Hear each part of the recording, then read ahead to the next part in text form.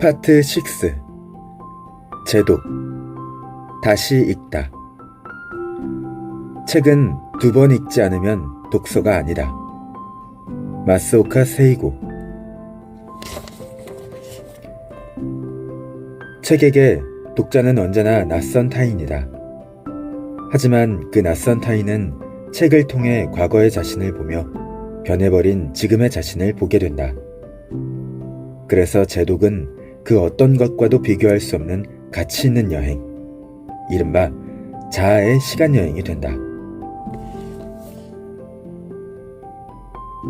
챕터 1. 자아의 시간여행. 같은 강물에 2번 발을 담글 수 없다.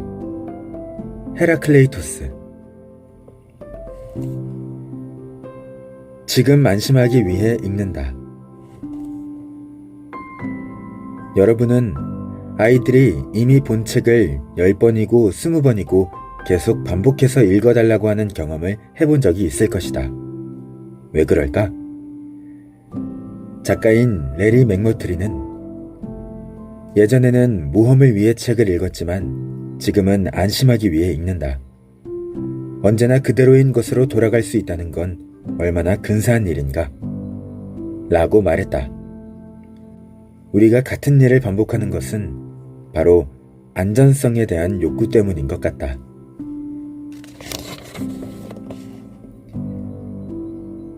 나이가 들면 세상은 이제 알만한 것으로 변해버리지만 아이들이 바라보는 세상은 새로운 것 투성이라 신기할 것이다. 하지만 새로운 세계는 불확실성이 난무하는 세계이기도 하다. 생존에 대한 근본적 욕구를 채우기 위해서는 자신이 갖고 있는 시나리오와 세상의 흐름이 같아질 필요가 있다.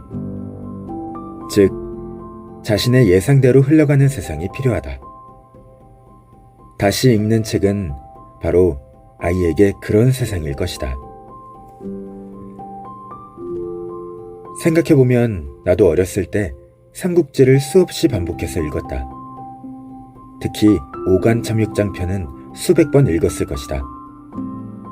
조조의 극진한 대접에도 의리를 지키기 위해 유비를 찾아 떠나는 모습이 너무나 멋져 보였기 때문이다. 삼국지는 내 정신의 아지트였다. 아지트는 도피처, 도망갈 곳이다. 그리고 도망갈 곳이 있다는 것은 기꺼이 탐험을 할 수 있다는 것과 같다. 특히 아이들은 안전한 기지가 확실할 때 진정한 탐험가가 될 수 있다. 영국의 정신과 의사인 존 볼비는 아이들의 안정성과 탐구심에 관한 흥미로운 실험을 했다. 엄마와 아기들을 낯선 방에 두고 장난감을 가지고 놀게 한 후 낯선 연구원이 들어오고 엄마는 슬그머니 방을 나갔다. 그리고 아기가 엄마가 방을 나갔을 때와 나중에 돌아왔을 때 어떻게 반응하는지 관찰했다. 아이들의 반응은 2가지로 나누어졌다. 어떤 아이들은 엄마가 나갈 때 좀 당황했지만 장난감을 다시 가지고 놀며 낯선 상황을 잘 극복하려고 했고, 엄마가 다시 돌아오자 반갑게 맞이했다. 그러나 어떤 아이들은 엄마가 나가자 당황하여 울기 시작했고 이후 매우 불안한 모습을 보였으며 낯선 환경을 두려워했고 엄마가 다시 돌아올 때까지 울음을 멈추지 않았다. 조금 전까지 있던 탐구심이 두려움으로 인해 증발해버린 것이다. 그런데 이 2 부류의 아이들에게는 각각 명확한 특징이 있었다. 낯선 환경에서도 탐구심을 잃지 않았던 아이들은 엄마와 안정적인 애착관계를 형성하고 있었지만 불안해했던 아이들은 그렇지 못했다. 모든 아이들이 그런 것은 아니었고 실험이라는 특수한 상황이기도 했지만 이 실험은 우리에게 중요한 해답을 제시한다. 아이들의 탐구심은 엄마라는 안정성이 확보될 때 더욱 만개할 수 있다는 사실이다. 그래서 이 실험을 한 볼비는 좋은 부모는 아이에게 안정적인 기지를 마련해주고 아이가 그 기질을 거점 삼아 마음껏 세상을 탐구할 수 있도록 격려한다. 라고 말했다. 그렇다면 어른은 어떨까? 지금 안심하기 위해 읽는다라고 고백했던 레리 맥머트리는 당시 70대 초반이었다. 나는 그보다 훨씬 젊지만 그 말에 어느 정도 공감이 된다. 내가 처음에 책을 읽기 시작했을 때에는 다시 읽는다는 것은 생각도 하지 못했다. 내가 읽지 못한 좋은 책이 얼마나 많은데, 또 매주 새로운 책이 쏟아지는데 읽었던 책을 또 읽는 것만큼 지겨운 것이 어디 있을까 싶었던 것이다. 하지만 독서량이 쌓이기 시작하자 타율이 떨어지기 시작했다. 독서를 많이 하면 좋은 책을 보는 안목이 생기지만 좋지 않은 책도 많이 만나게 된다. 다독가는 검증된 책뿐만 아니라 남들이 보지 않은 책들을 먼저 읽을 때가 많기 때문이다. 안 좋은 책을 읽으면 속이 상하고 힘이 빠진다. 그래서인지 어느새 나도 모르게 명제들을 제독하기 시작했다. 안심하기 위해 읽는 것이다. 나도 이제는 3대1 법칙을 적용한다. 3권의 신작을 읽으면 1권의 명제를 제독하는 것이다. 마스오카 세이고는 책은 2번 읽지 않으면 독서가 아니다 라고 했다. 그런데 아무리 독서의 신이라고 하더라도 제독에 대한 평가가 좀 과한 거 아닌가? 아니다. 그렇지 않다. 제독은 정말 신비로운 독서법이다. 신비로운 독서법, 제독의 힘.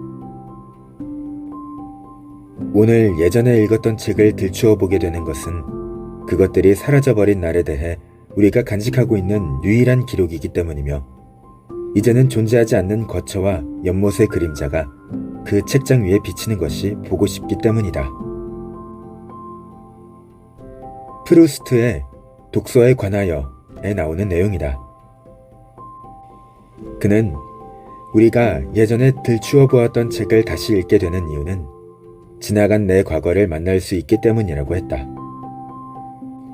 나는 신영복 선생의 감옥으로부터의 사색의 표지만 보아도 방황했던 내 20대가 아련하게 떠오른다.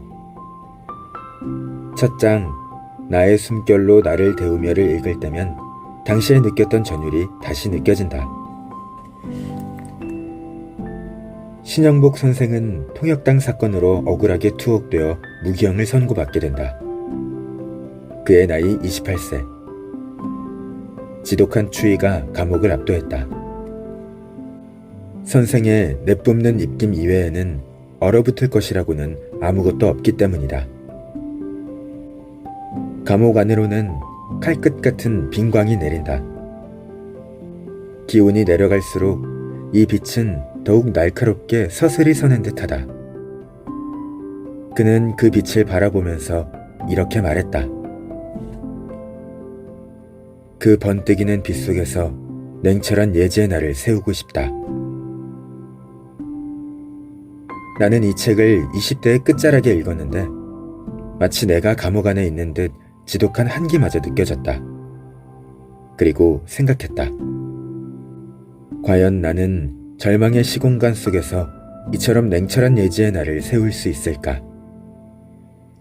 나는 고개를 숙이며 인정해야만 했다. 나는 견디지 못하고 무너졌을 것이다. 지나왔던 생애들이 내 앞에 펼쳐지기 시작했고 나는 다짐했다. 절망 속에서도 흔들리지 않고 예지의 날을 서슬퍼렇게 세우겠노라고. 결국 감옥으로부터의 사색은 내게 다가오는 30대를 준비할 수 있게 해준 책이었다. 나는 평생 이 책을 내 가까운 곳에 둘 것이다. 이 책 속에는 내 20대의 영혼이 한계를 품고 그대로 살아 숨쉬고 있기 때문이다. 캐나다의 수필가인 스탠 퍼스키는 독서가들에게는 100만 권의 자서전이 있음에 틀림없다 라고 했다. 감옥으로부터의 사색은 신영복 선생의 이야기이자 곧 내 이야기이다. 내 20대가 쓰여진 자서전이다. 제독은 우리의 추억을 다시 더듬는 것과 같다. 그리고 추억에 빠질 때 우리는 몸과 마음이 건강해진다. 1979년 심리학자 앨런 랭어는 뉴햄프셔에 있는 수도원을 1950년대의 소품으로 채운 후 70대와 80대 노인들을 초대해서 한 주 동안 머물게 했다. 그들은 1950년대에 방영된 텔레비전 프로그램을 보고 당시 유행하던 노래를 들었고 1959년에 벌어진 미식축구 결승전 경기에 대한 담소를 나누었다. 그런데 한 주가 지나자 놀라운 일이 벌어졌다. 노인들의 몸무게는 평균 1.5kg 늘었고 얼굴은 더 젊어 보이는 듯 했으며 한 주 전보다 청각과 기억력 검사에서 더 높은 점수를 받았고 관절도 더 부드러워졌다. 또한 63%는 IQ 검사도 한 주 전보다 더 높아졌다. 한마디로 회춘을 한 것이다. 또 다른 연구에 의하면 추억은 인생이 의미 있음을 끝없이 상기시켜준다. 특히 삶이 뿌리째 뽑혀나갈 수 있는 존재론적 위기 가운데에서 추억은 그것을 극복할 수 있는 가장 강력한 힘이 되어준다. 조지 베일런트의 행복의 조건에는 행복의 조건 7가지가 나온다. 4가지는 건강과 관련된 것이고 2가지는 교육과 대인관계인데 나머지 1가지가 다른 6가지보다 훨씬 중요하다. 그것은 고통에 어떻게 대응했는가 이다. 조지 베일런트 연구팀은 70년간의 긴 연구를 통해 고통의 경중보다 고통에 대한 대응이 행복과 불행을 갈라놓는 가장 중요한 키워드임을 밝혀냈다. 심리학 용어를 빌리자면 성숙한 방어 기제를 갖고 있는 사람일수록 행복을 빼앗기지 않는다. 그런 의미에서 추억만큼 성숙한 방어 기제를 굳건히 세우는데 제격인 것은 없다. 제독은 추억에 빠지게 한다. 추억은 행복을 선사한다. 결국 제독은 행복을 읽는 것과 같다. 제독, 자아의 시간여행. 나는 미들마치를 5번쯤 읽었다. 그런데 작년에야 비로소 미스터 캐서본에 대한 이 대목을 약간 다른 눈으로 읽을 수 있었다. 나는 30년 동안 이상주의적인 도로시아의 환멸에만 철저하게 공감했다. 이제야 캐서본의 두려움, 이루어지지 못한 그의 희망, 그리고 젊은 도로시아에게 이해받지 못하는 데서 느끼는 그만의 환멸을 이해하기 시작한 것이다. 캐서본에게 공감할 수 있을 날이 올 것이라고는 단 한 번도 생각해보지 못했다. 하지만 이제는 아주 겸손하게 그것을 인정해야 할 것 같다. 조지 엘리엇 역시 그러했다. 어쩌면 나와 비슷한 이유에서였을지 모른다. 독서는 우리의 삶을 바꾼다. 한편으로는 삶이 독서를 바꾸기도 한다. 독서 전문가 메리안 울프의 고백이다. 그녀는 미들마치를 5번쯤 읽었을 때 처음으로 캐서본이라는 인물을 이해하게 됐다고 한다. 그녀에게는 상상도 못할 일이었다. 그 사이 그녀가 변한 것이다. 사람은 자신이 변하고 있음을 잘 인지하지 못한다. 대부분 확고한 자아 정체감을 인식하고 있기 때문에 엄청난 사건이나 예상치 못한 충격이 있지 않은 이상 견고한 나는 좀처럼 변하지 않는다고 생각한다. 하지만 뇌가 그렇듯이 우리도 끊임없이 변한다. 그리고 제독을 할 때 변해버린 자신과 마주하게 된다.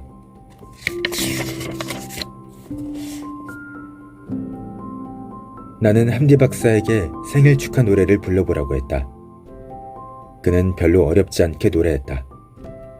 곡조도 잘 맞추었을 뿐 아니라 단어도 정확하게 발음했다. 말을 하는 것과 극명하게 대조되는 결과다. 라마찬드란 교수의 명저 명령하는 뇌, 착각하는 뇌에 나오는 대목이다. 함디 박사는 스키를 타다가 머리를 다쳤는데 브로카 실어증, 브로커스 어페이지어 이라는 언어 결함 증상을 보였다. 뇌의 주요 언어 영역에는 브로카 영역과 베르니케 영역이 있다.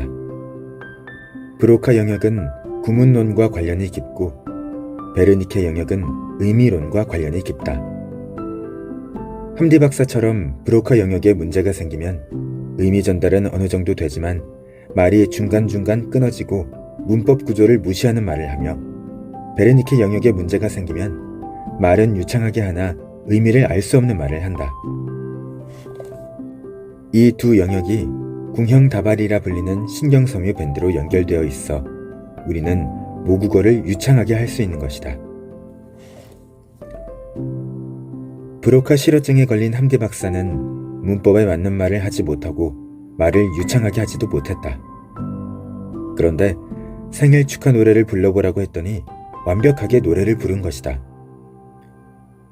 현재까지 가장 개연성 높은 추로는 언어 기능은 주로 좌뇌가 담당하지만 노래는 우뇌가 부른다는 것이다. 함디 박사는 좌뇌만을 다쳤기 때문에 노래는 유창하게 할 수 있었다. 내가 처음 이 책을 읽었을 때에는 함디 박사 스토리가 흥미는 있었지만 몰입할 정도는 아니었다. 명령하는 뇌, 착각하는 뇌에는 정말 상상하기 힘든 여러 유형의 뇌질환 환자가 나오기 때문에 브로카 실어증은 특이성 면에서 명함도 내밀기 힘들었기 때문이다. 그런데 다시 책을 읽었을 때에는 이 대목을 보고 무릎을 탁 쳤다. 우리 딸은 말을 매우 빨리 시작했고 어휘 습득이나 문장 구사 능력도 또래 아이들에 비해 출중했지만 노래는 잘 외우지 못했다. 이런 경향은 시간이 흐를수록 더 심해져 말은 점점 더 유창해졌지만 노래 가사를 제대로 외우지 못해 자기 멋대로 부르는 것은 여전했다. 그러던 차에 함디 박사 이야기를 다시 읽게 된 것이다. 나는 변해 있는 내 자신을 발견할 수 있었다.